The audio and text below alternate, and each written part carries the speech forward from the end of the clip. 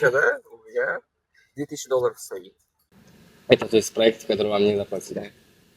А где они как-то просто типа более to'g'ri kelmadi или какая-то была креативная У всех отмазка. есть такие отмазки. То есть стандарт hamada ba'zi отмазка, to'g'ri kelmadi, bu и pul berayotganda aytib beramiz, endi beramiz. O'zim eng ko'p eshitganim shu. Потому что man o'zim ham o'sha bu sohaga на данный момент ham hozir man restoran sohada o'zim. No, manda ham bo'lganda, tипа restoran sohada то, что aytib beramiz, там indin beramiz za menyu. Xo'p, o'zi mana молодежьga, то есть endi bu sohaga kirib kelayotganlarga nima maslahat berasiz? Фишка. Короче, есть схема, как зарабатывать деньги и как накопить это все. Короче, политическая прекрасно. Ну, знаете, логично, да, в конце месяца у вас деньги есть. И дальше проекты находите. Получится, не получится, ему уже печально. Но зато в конце месяца точно есть обещанные $700-800. Это с проекта. Потому что начинающий магор зарабатывает от $600 до $1000. Это начинающий, который работает в Капкате Масс. VN работает.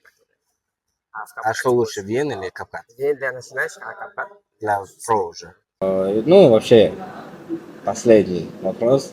Мама, обещать меня вопросом о заработной плате.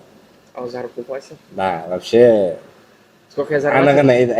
Anag'ini aytmayman ekanda boshidan. O'sha uchun o'rtamiyona mana hozir xodimlar mana shtatda bor bilaman. 3 ta operator bor, operator. 2 ta SMM anaqa menejer proyektda bor. 2 ta content makerlar bor. 1 ta targetolog и anaqalarimiz nechta? Оператор и монтажер отдельно у вас, насколько я знаю. Общий 4. Общий ularga beriladigan расход. Ularga beriladiganmi? Ularga Сценарист $30 за один. За один сценарий. Ага. Монтажер 40-50. В зависимости от сложности, от качества. От качества. Ага. Оператор 30-50. Тоже зависит от телефона и камеры. Dizayner, boshqa qilishi, karuselь $30. И anaqa targetolog. Agar Bichinsky anaqa bo'lib qolsa, от $10 bitta yoqishi. Один target.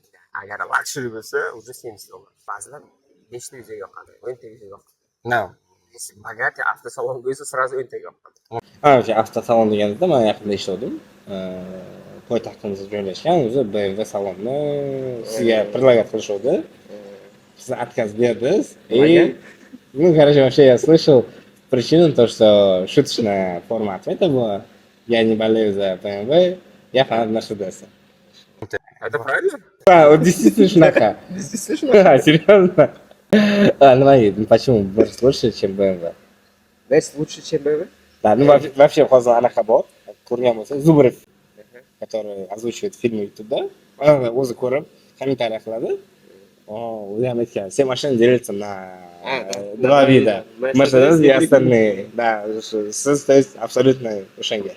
У меня Мерседеса нет, но я фанат Мерседеса. Ну, когда-нибудь. O'zi 7-savolimizga qaytsak, заработная plata o'zizga taxminiy qancha qoladi oyiga? Taxminiy?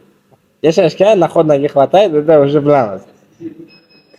Короче, я женатый человек. Кстати, вот, поздравляем, недавно женился. Вообще бах, клеймус. Ну, чтобы спина крызов было очень много. Счастья, благополучия семейного желаем. Остальное уже улыбка.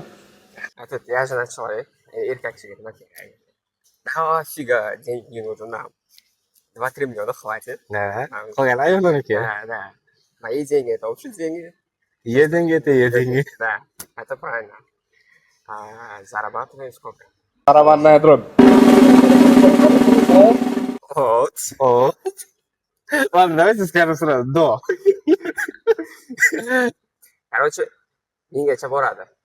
Mengacha o'tib ketishi ham mumkin. Har xil paytda. Точно факт aytmayman. Потому что никто не скажет. Есть нормальный заработок. Вот операторы, видеограф, телефонda video olasam, kamerada olasam deyman. Это сильно. Они больше зарабатывают, чем которые зарабатывают и работают в государстве. Вообще, men bilishim bo'yicha, siz texnikani arendaga chiqarib berasiz. Камера, стабилизаторы, ронинlar, можете обращаться Госмедиа Групп, ссылку и доставлю вот здесь. Не вот здесь, подписаться вас. А именно общий план, да, оператор Яханов бana qidiradi. Anita, Telegram и номера оставлю. Ну, вообще, в целом, короче, нормально. Yashash nормально. Живем. Mana endi kim farqoti uylanishi sizlar uchun четкий savol, chinda qarta emas. Puli yo'q, ishi yo'q. Endi hamma aytadi, uylansang barakasi keladi, barakasi bilan beradi. Qani ikkita savol qiladi. Chimildiq, ish shu barakasi. Chimildiq ular o'zlariga именно baraka haqida gapirsak. Я не буду врать. Изменения сразу были заметны После или ЗАГСа keyin, после ЗАГСа, nikohdan keyin avtomatda 5 ta proyekt. Berish, ne berish. сразу Baraka keldi. rizqini qo'shib berdi? Ishdan chiqartirdim uni. Короче, ishdan ketasan deb. Сразу ketdi ishdan. Ishlagan ayolimiz. Ishdan Kim работал, если не секрет? Buxgalter. Бухгалтер. Нормальная фирма. Ha. Ishdan ketdi, o'sha topadigan pulni 2x xudo berdi menga. Joyiga berdi. Zo'r, barakasini bersin. Ha, men shunga ishondim keyin. Что вы вообще можете сказать о Galaxy S26 Ultra? Ну, у вас же, насколько я знаю, у вас сейчас 1.17 Pro Max и Galaxy 26 Ultra. За сколько он вам обошелся? Не скажу. И насколько вам bilaman, siz oxirida sport bilan shug'ullanib насколько стабильно, не знаю.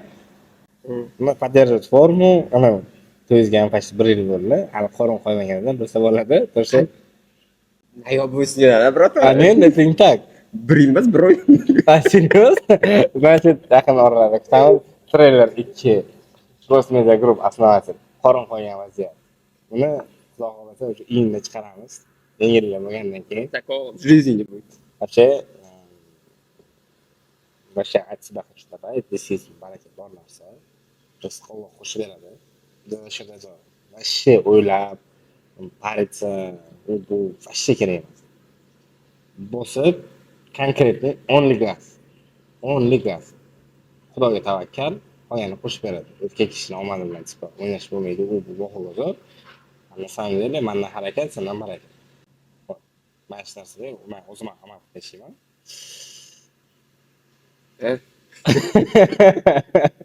Qiynalaman siz bilan intervyular qilishga to'g'risi ham. Mana rukovodитель должность и обычный интервьюер. Вообще, да? Потом колледж учились. Да. Darsdan keyin sразу да.